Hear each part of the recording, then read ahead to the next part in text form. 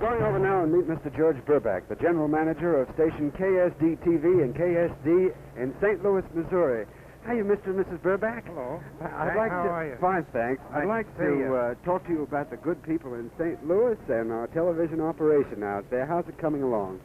Well, we're doing a very satisfactory job, apparently. We don't seem to get many complaints.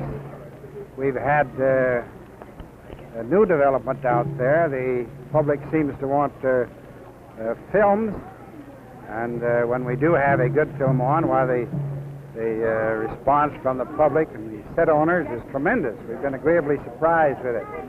On the wait a minute. We have a lady right in front of our lady. That's all right.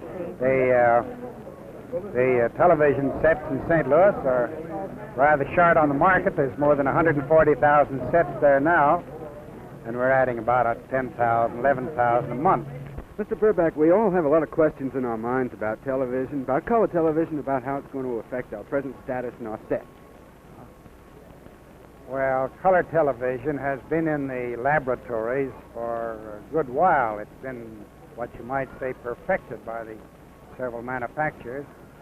But the latest development is a demonstration that was made just within the last day or so of color picture being sent from Washington to our station in St. Louis. There's a color production in Washington that was sent over the coaxial cable, and we transmitted it on our system with a black and white reception.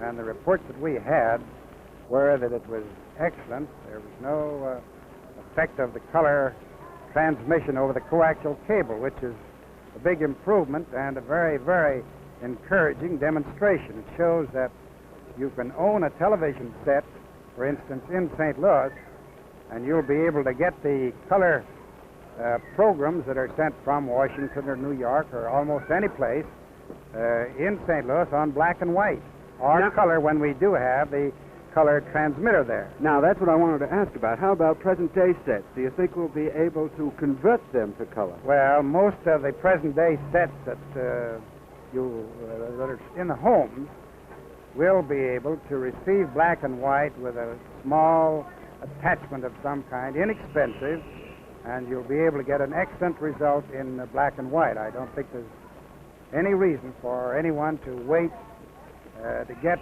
color on their television set in their homes. Whether it's sent color or whether it's sent black and white, you can get in your homes on the sets that you have now or the sets that you'll buy later. So there's no reason for anyone to wait.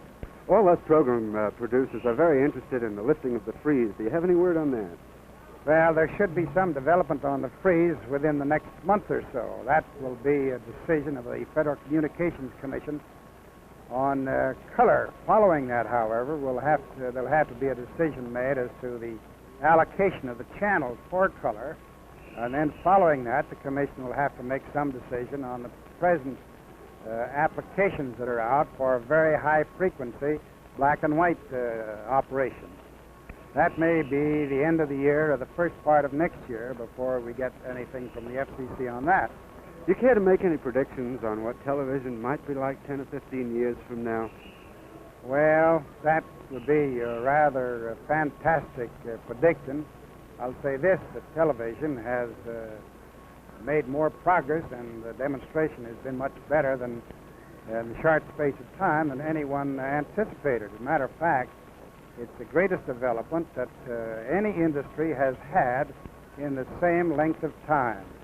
It has outstripped automobiles, radio, electric refrigeration, and all of those that type that's been purchased over the last 25 years.